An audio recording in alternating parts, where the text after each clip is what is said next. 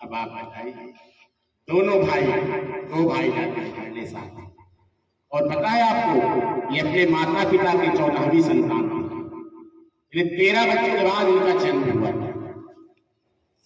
उसके बाद रोते बिलखते घर पहुंचे।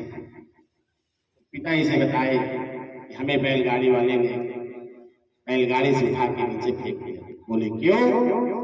याद पूछे थे और हमने बता दिया कि बाहर जाओ। तो बोले बेटा इसमें तुम्हारा कोई दोष नहीं, ये समय है, ये वक्त। उस दिन से बाबा साहब भीमराव अम्बेडकर ने कसम खाया कि इस बीमारी को मैं जड़ से निकाल के फेंक दूंगा। ये बीमारी आप लोग देख रहे हैं, उस समय अस्पृश्यता, जात पात, छुआछूत और सामाजिक असमानता के विरोध में जीवन भर संघर्ष करते रहे, और उन्हीं का ये नतीजा है कि आज हम सब एक फूल की तरह एक क्यारी में मिल करके साथ बैठे या नहीं बैठे, तो ये आज उन्हीं का परिणाम है।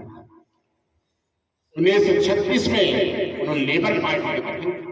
उनका मानना था यदि एक तरह से हमारा जन्म हुआ है और सब एक तरह से है, तो कानून की समझ और समाज में हम एक क्यों नहीं, हमारे साथ असमानता क्यों की जाती है? इसलिए उन्होंने लेबर पार्टी का गठन किया। बहुत सारे कार्य किए। उनका मानना था कि समान कार्य के लिए समान वेतन, यदि हम समान कार्य करते हैं हमें समान वेतन मिलना चाहिए, हमारा शोषण नहीं होना चाहिए। शोषण होता है, शोषण आप जानते हो क्या होता है? दिन भर काम कराने के बाद मजदूरी 400 रुपए है, तो आपको 150 रुपए हाथ में थमा दिया जाए और बोले जाओ, कैसे लगेगा? क्या ये सही है? नहीं सही है। ये आपके साथ जाति हो रही है, लेकिन समय बदल गया। ये भी उन्हीं का परिणाम है कि आज हम सारा दिन काम करते हैं, हाथ में 400 रुपए लेकर के घर जाते हैं। बाबा साहब को धन्यवाद दीजिए। आप हमारे किसी भी अधिकार का हनन नहीं होता। यदि किसी भी अधिकार का हनन होता है तो हम कोर्ट की शरण लेते हैं, कोर्ट की शरण लेते हैं, और ये भी बाबा साहब की देन है। और हमें न्याय मिलता है।